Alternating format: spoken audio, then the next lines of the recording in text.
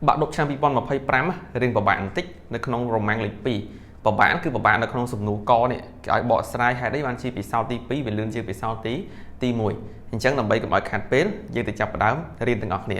ហើយ នៅ ក្នុង វីដេអូ នេះ ដែរ គឺ លោកគ្រូ នឹង ចែក វា ចេញ ជា 2 ភាគ ភាគ ទី 1 គឺ លោកគ្រូ នឹង កែ នៅ សំណួរ ក ខ ហើយ ភាគ ទី 2 គឺ លោកគ្រូ នឹង កែ នៅ សំណួរ ក ព្រោះ កុំ ឲ្យ វីដេអូ ហ្នឹង វា វែង ពេក បងប្អូន អ្នក គ្នា គឺ ពិបាក មើល ឥឡូវ យើង មើល ពិសោធន៍ របស់ យើង ទាំង អស់ គ្នា គេ ថា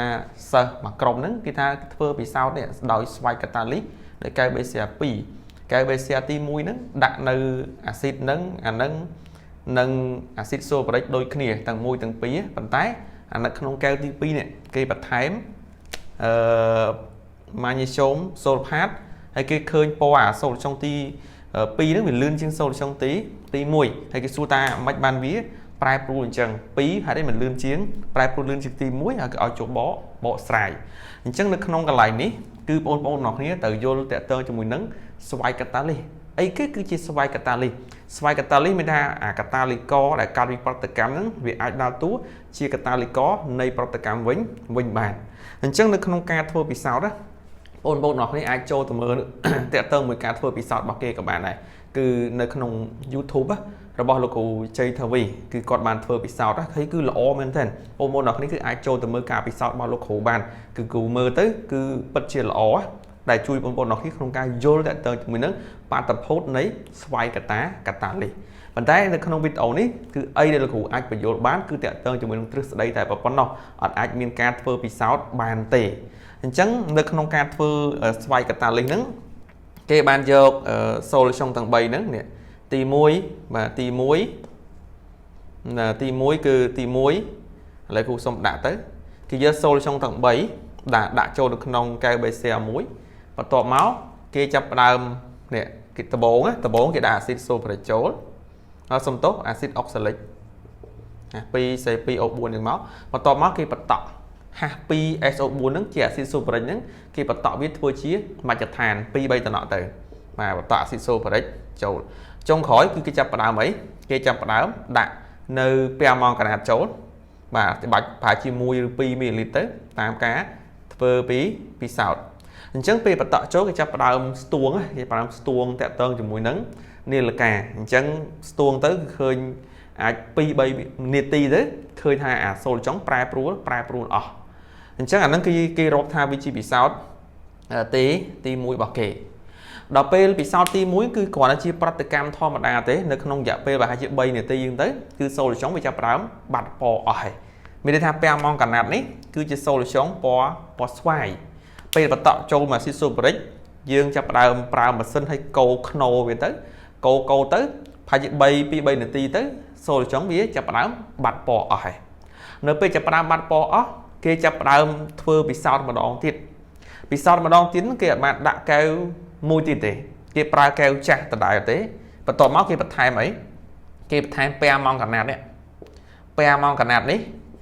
លើក ទី 2 បាទ ថែម ចូល ក្នុង កែវ ដដែល ហ្នឹង លើក ទី 2 ដល់ ពេល លើក ទី 2 នេះ គេ សង្កេត ឃើញ អា ពណ៌ ស្វាយ របស់ សូល ចុង ពាំង ម៉ង់កាណាត ហ្នឹង គឺ បាត់ មួយ រំពេច តែ ម្ដង ប្រហែល ជា 15 វិនាទី 10 ទៅ 15 នាទី គឺ លឿន មែនតើ ដាក់ ចូល ហើយ ប្រែ ពណ៌ ភ្លាម តែ ម្ដង អញ្ចឹង សំណួរ សួរ ថា ហេតុ អី បាន ជា អាការ ប្រែ ប្រួល ពណ៌ ហ្នឹង ទី 1 វា លឿន វា យឺត ជាង ទី 2 ទី 1 គឺ តាក់ទង ជាមួយ នឹង អា ពិសោធន៍ ទី 1 តាក់ទង ជាមួយ នឹង ប្រតិកម្ម ធម្មតា ទេ គឺជា ប្រតិកម្ម អី គឺជា ប្រតិកម្ម រវាង អាស៊ីត អុកសាលិក ជាមួយ នឹង អី ជាមួយ នឹង ពាំង ម៉ង់កាណាត ដល់ ពេល អា ដំណាក់ កាល ទី 2 ដំណាក់ កាល ទី 2 ឬក៏ ពិសោធន៍ ដែល គេ ធ្វើ ទី 2 ហ្នឹង គឺ តាក់ទង មួយ អី តាក់ទង ជាមួយ នឹង ស្វ័យ កាតាលីស ដោយសារ តែ នៅ ក្នុង សូល ចុង របស់ យើង នេះ វា កើត នៅ MN2 បូក នេះ ពេល ដែល ប្រតិកម្ម ទៅ ពី អា លើក ទី 1 គឺ វា កើត MN2 បូក ដល់ ពេល កើត MN2 បូក ដល់ ពេល គេ បន្ថែម ពាំង ម៉ង់កាណាត ចូល ម្ដង ទៀត ណា អញ្ចឹង វា ចាប់ ដើម អា MN2 បូក ហ្នឹង គឺ វា ចាប់ ដើម ស្វ័យ កាតាលីស ដំណើរការ នៃ ប្រតិកម្ម ហ្នឹង វា បាន លឿន ជាង មុន ដោយសារ តែ ពេល ដំបូង អា ពេល ដំបូង ហ្នឹង គឺ វា អត់ មាន វត្តមាន នៃ MN2 បូក ហ្នឹង ទេ ដែល ដើរតួ ជា ស្វ័យ កាតាលីស ក៏ ដើរតួ ជា កាតាលីស គឺ អត់ ទេ តោះ ដល់ ចប់ ប្រតិកម្ម លើក ទី 1 វា កើត អា នេះ ដល់ ពេល កើត អា ហ្នឹង ដាក់ អា នេះ ចូល ម្ដង ទៀត វត្តមានរបស់ MN2 បូកនៅក្នុងប្រតិកម្មហ្នឹងវាចាប់ផ្ដើមដើរតួនាទីដើរតួជាកតាលីលីកដែលប្រតិកម្មនឹងហើយគេហៅថាប្រតិកម្មស្វ័យកតាលីហើយល្បឿនប្រតិកម្មរបស់យើងតាក់ទងជាមួយនឹងសំណួរកហ្នឹងក៏វាតាក់ទងជាមួយនឹងស្វ័យកតាលីនឹងដូចគ្នាដែរអញ្ចឹងឲ្យយល់អាពាក្យហ្នឹងណាបាទឲ្យយល់ថាអាហ្នឹងបង្កើនល្បឿនប្រតិកម្មដោយសារតែវាកើតមកពីស្វ័យកតាលីអញ្ចឹងយើងមើលឥឡូវយើងបកចូលណាយល់ទាំងអស់គ្នាក៏ទៅមួយការស្វ័យកតាលីហើយនឹងរបៀបទ្រឹស្ដីនៃការធ្វើពីពិសោធន៍ទាំងអស់គ្នាណាបន្ទាប់មកយើងមើលនៅក្នុងពិសោធន៍របស់យើងវិញនៅក្នុងពិសោធន៍របស់យើងនេះគឺដូចនៅក្នុងពិសោធន៍ទី1អញ្ចឹងនៅក្នុងពិសោធន៍ទី1នេះគឺជាពិសោធន៍ដែលបង្កើតអីបាទបង្កើតទៅជាអីបង្កើតទៅជា MN2 បូកឬក៏ប្រតិកម្មបង្កើតជា MN2 បូកនៅក្នុងដំណាក់កាលទី1អត់តន់ចូលដំណាក់កាលទី2ទេប៉ុន្តែនៅក្នុងនេះបាទនៅក្នុងនេះគឺបង្កើត MN2 បូកដូចគ្នាបាទបង្កើតនេះ MN2 បូកដូចគ្នាហើយប្រតិកម្មដូចតែគ្នាទេបង្កើត MN2 បូកឬក៏ដំណាក់កាលទី1ទេពេលអាស៊ីតសូប្រិកនេះមានប្រតិកម្មជាមួយនឹងពែម៉ង់កាណាត់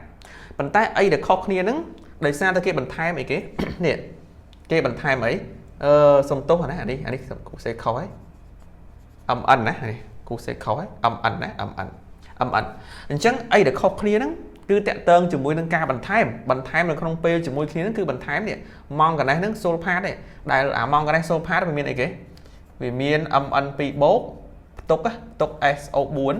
2ដងអញ្ចឹងពេលបន្ថែមនៅក្នុង solution ហ្នឹងទៅវាធ្វើឲ្យអានៅក្នុង solution ហ្នឹងគឺវាមានអីគឺវាមានអាយ៉ង MN2 បូកដែលមាននៅក្នុងនឹងស្រាប់ដល់ពេលមាននៅក្នុងនឹងស្រាប់នៅពេលដែលគេបន្ថែមអាម៉ង់កណេះនេះអាម៉ង់កណេះពែសូលផាតនឹងចូលណាម៉ង់កណេះពែសូលផាតនឹងចូលប៉ូលីសពែម៉ង់កណាតនឹងចូលវាធ្វើឲ្យអា solution ដែលមាននៅក្នុងនឹងវាប្រតិកម្មទៅដោយឥទ្ធិពលនៃស្វ័យកតាលី MN2 បូកដែលកើតមកពីអីម៉ង់កណេះសូលផាតហ្នឹងវាធ្វើឲ្យប្រតិកម្មហ្នឹងគឺកើតឡើងលឿនណាដោយសារតែវត្តមាននៃ MN2 បូកដែលដើរតួជាស្វ័យកតាលីនៃប្រតិកម្មតនទាំងអស់គ្នាណាអញ្ចឹងយល់ពីស្វ័យកតាលីទាំងអស់គ្នាទៅអូនឯងអាចនឹងយល់សំណួរហ្នឹងឯងទាំងអស់គ្នាហើយស្វ័យកតាលីគឺអនបញ្យល់មិញឯងហើយស្វ័យកតាលីគឺពេលដែលប្រតិកម្មគឺបង្កើត MN2 បូកនេះដែលដើរតួជាស្វ័យកតាលីហើយមិនយើងដឹងថាវាជាស្វ័យកតាលីដោយសារតែគេធ្វើពីសោតទៅអាហ្នឹងវាបង្កើនល្បឿនប្រតិកម្មគេយកផលិតផលមួយទៅធ្វើពិសោធន៍នៅក្នុង lab ទៅគេសង្កេតឃើញបែបហ្នឹងអានសុទ្ធតែធ្វើការពិសោធន៍ទាំងអស់អត់មានជាទ្រឹស្ដីទេព្រោះទ្រឹស្ដីគ្រាន់តែការនិយាយមើលអត់ឃើញទេប៉ុន្តែបើពិសោធន៍គឺមើលឃើញជាជាក់ស្ដែងតែម្ដងអញ្ចឹងនៅក្នុងកន្លែងនេះយល់ទាំងអស់គ្នាណាដោយសារតែនៅក្នុងនេះគឺវាមានអ៊ីយ៉ុង MN2 បូកនឹងស្រាប់ដែលយើងបន្ថែមកើតមកពីអីដែលម៉ង់កាណេសសូលផានគឺវាមានផ្ទុកណាវាមានផ្ទុកនៅអ៊ីយ៉ុងម៉ង់កាណេស2បូកដែលវាជាផលិតផលនៃប្រតិកម្មរវាងអាស៊ីតអុកសាលិកជាមួយនឹងប៉ូតាស្យូមប៉ែម៉ង់កាណាតនេះដែលហើយវាMN2 បូកវានឹងដើរតួជាកាតាលីកសម្រាប់ប្រតិកម្មមួយនឹងអញ្ចឹងយល់ទាំងអស់គ្នាដំណាក់ជំហានទី1របស់វាគឺដំណាក់កាលបង្កើតនៃ MN2 បូកបង្កើត MN2 បូកហើយបើសិនបើគេបន្ថែមពែម៉ង់កាណាតម្ដងទៀតទើបល្បឿននឹងវាលឿនដោយសារតែឥទ្ធិពលនៃស្វ័យកតាលីឬក៏កតាលីកបង្កើតល្បឿនប្រតិកម្មនៃផលិតផលរបស់វាប៉ុន្តែនៅក្នុងលំហាត់របស់យើងគេដាក់តែដំណាក់កាលទេហើយអីដែលខុសគ្នាគឺតាក់ទងជាមួយនឹងការបន្ថែមនៅពែម៉ង់កាណាដែលតួជាកតាលីនឹងឯងអញ្ចឹងសរុបមកវិញនៅក្នុងកន្លែងនេះគឺអីដែលយើងអាចសរសេរនិងបញ្យល់បានសម្រាប់សំណួរកនេះគឺស្រួលទេអូនឯងដាក់សំណួរកមកថាបាទដាក់សំណួរថាបានជាណាបានជាពិសោធន៍ទី1នេះទី2ណាទី2លឿនជាងបាទលឿនជាងឬក៏ប្រែប្រួលណានោះបាទមានប្រែប្រួលពណ៌ដាក់មកមានបំរែពណ៌ណាបំរែពណ៌លឿនជាងកែវទី1បាទពីព្រោះអីពីព្រោះ đòi ấy và bị prúa dương ai mó đã đòi ấy bị prúa tẹt tơn cho mùi nâng không bị sao tp ní cứ vì miền ấy dương đã máu solution âm ẩn đã chế mắc số bị prúa watermiền nè watermiền y dòng âm ẩn bị bố nòng solution ấy âm ẩn ở âm ẩn SO4 đà tua nhiệt tí chia ca tá lý cỏ hình chấn ôn hoặc nế cứ ai chloi và pan nâng màu tẹt tơn cho mình nâng sầm núa cỏ hình chấn là lấy để sao vít ổ nên khu kịch hà ca và chỗ nó cứ riêng quê nhỉ hình chấn là lấy vít ổ hiện nâng cụ xong bị chỗ tái co mùi sân tế hình chấn chậm phí chậm dương nâng bị chỗ có ở kho nâng cớ và châu hiện tại mà đó